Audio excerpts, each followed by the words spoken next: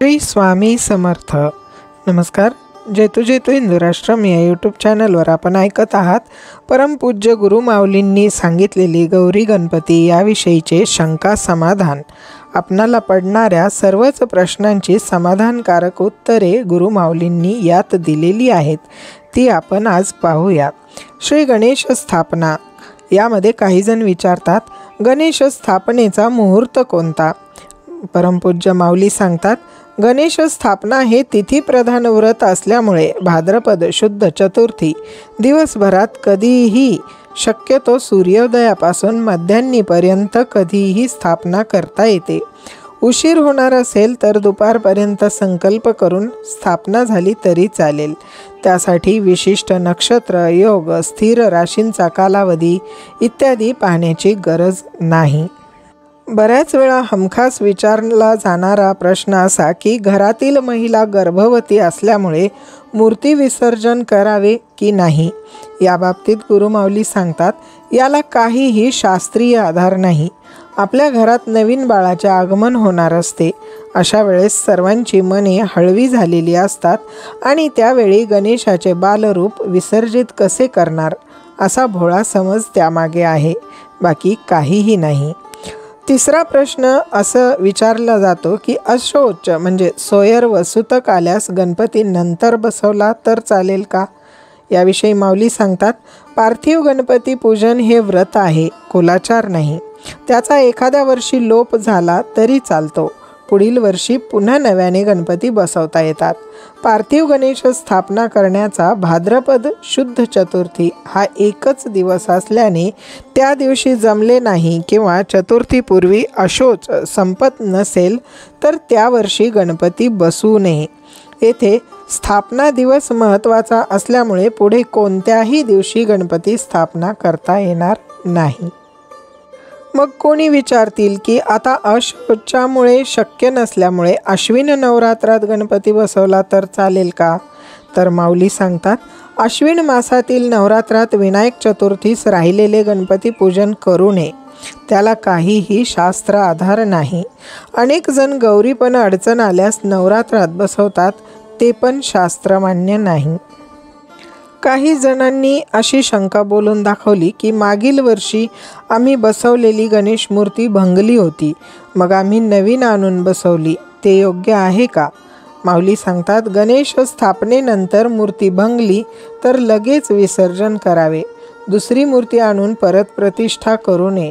जर प्रतिष्ठा होण्यापूर्वी मूर्ती भंगली तर मात्र नवीन आणून बसवू शकता. अजून काही जणांनी विचारले की आमच्या इथे वडिलांचा स्वर्गवास झाला आहे, पण 1.25 महिना झाला नाही तर गणपती बसवले तर चालतात का? त्यावर गुरुमाऊली सांगतात, 14 दिवस झाल्यावर उदक शांती झाल्यावर सर्व व्रते देवकार्य करता येते. त्यामुळे फक्त आरास न करता साध्या पद्धतीने परंतु भक्तिभावाने गणेश स्थापना करता येते. यानंतर महत्त्वाचा प्रश्न येतो, तो म्हणजे पार्थिव गणेश मूर्तीचा आकार किती असावा? तर त्याविषयी माऊली सांगतात, घरी मातीची मूर्ती स्वतः तयार करून त्याची प्राणप्रतिष्ठा व पूजन करावे आणि ती मूर्ती वाहत्या पाण्यात जलाशयात विसर्जित करावी असा विधी आहे. त्यामुळे मूर्तीच्या आकाराविषयी विशिष्ट नियम नाहीत. ज्या घरात, ज्या कुटुंबात चैत्र शुद्ध प्रतिपदा अर्थात गुढीपाडव्यानंतर पण गणेश चतुर्थीपूर्वी मृत्यू झाला असेल त्यांनी गौरी गणपती बसवू नयेत असे शास्त्र आहे का? अशी विचारणा झाल्यानंतर गुरुमाऊलींनी सांगितले की पार्थिव गणेश स्थापना हे एक व्रत आहे. आई वडील गेल्यावर मंगल कार्यासाठी जरी वर्षभर अशौच असले तरी कोणतेही व्रत उपासना करण्यास काहीच हरकत नाही. फक्त रोषणाई समारंभ नसावा. भक्तिभावाने गणेश स्थापना करावी. एकाने विचारले की गौरी गणपती मृतकाच्या सुतकाच्या कालावधीत येत असल्यास सुतक संपल्यानंतर लगेच येणाऱ्या चतुर्थीला गौरी गणपतीची प्राणप्रतिष्ठा, पूजा अर्चा, नैवेद्य वगैरे दाखवून त्याच दिवशी विसर्जन करून टाकाव्यात का? यावर गुरुमाऊली सांगतात, पार्थिव गणेश स्थापना हे एक व्रत आहे. त्यामध्ये विशिष्ट दिवशीच म्हणजे गणेश चतुर्थीलाच स्थापना करावी लागते, पण उत्स्थापना दिवस कुळाचाराप्रमाणे वेगवेगळा असू शकतो. कोणाकडे 1 दिवस, कोणाकडे 5 दिवस, तर बहुतेक ठिकाणी 10 दिवस गणपती असतात. त्यामुळे स्थापनेच्या दिवशी अशोच असल्यास त्या वर्षी व्रताचा लोप करावा, पण पुढील वर्षी हे व्रत चालू ठेवावे. तर एकाने विचारले, गौरी गणपती बसवल्यावर नंतर घरात मृत्यू घडल्यास मृत व्यक्तीच्या अंत्यसंस्काराच्या आधी गौरी गणपतीचे विसर्जन करून टाकावे का? यावर गुरुमाऊली सांगतात, हो. घरामध्ये व्यक्ती मृत झाली की लगेच दुसऱ्या कुटुंबातील कोणाकडूनही गणेश विसर्जन करून घ्यावे. गौरी पण कोणाकडूनही उत्थापना करून घ्याव्यात. अजून एक नेहमीचा प्रश्न तो असा, विसर्जनाचा दिवस शनिवार आल्यास शनिवारी विसर्जन करू नये, दुसऱ्या दिवशी करावे, असा काही नियम आहे का? यावर माऊली सांगतात, असा कोणताही नियम धर्मशास्त्रात नाही.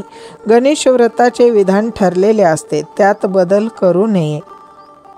मूर्ती विसर्जनासाठी नेताना घराबाहेर रस्त्यात भंग पावली तर काय करावे? स्थापना केलेल्या मूर्तीची उत्तर पूजा झाल्यानंतर जर ती मूर्ती भंगली तर त्याचा दोष लागत नाही. उत्तर पूजा करून मूर्ती विसर्जित करावी असे गुरुमाऊलींनी सांगितले. यानंतरचा हा एक महत्त्वाचा प्रश्न. 4 भाऊ 4 वेगवेगळ्या गावी राहतात, तर ते 4ही भाऊ आपापल्या घरी स्वतंत्रपणे गौरी गणपती बसवू शकतात का? गौरी गणपती अथवा इतर कुळाचार हे आपल्या मूळ गावी मूळ घरातच साजरे केले पाहिजेत, असा काही नियम आहे का? यावर गुरुमाऊली सांगतात, ज्यांचा अग्नी वेगळा झाला आहे, व्यवहार वेगळे झाले आहेत, देवघर वेगळे आहे, त्या प्रत्येकाला वेगळे व्रत करण्याचा अधिकार असतो. मूळ गावीच सर्व व्रते करावीत असा कोणताही नियम नाही. एकत्रित व्रत उपासना का करतात, तर त्यामुळे सर्व कुटुंबातील सदस्य त्या निमित्ताने एकत्र येऊन आनंदात साजरा करावा. एकमेकांना भेटतात, सुखदुःख वाटून घेतात, आनंदात समारंभ साजरा करतात, म्हणून एकत्र येऊन हे सण उत्सव साजरे करावेत.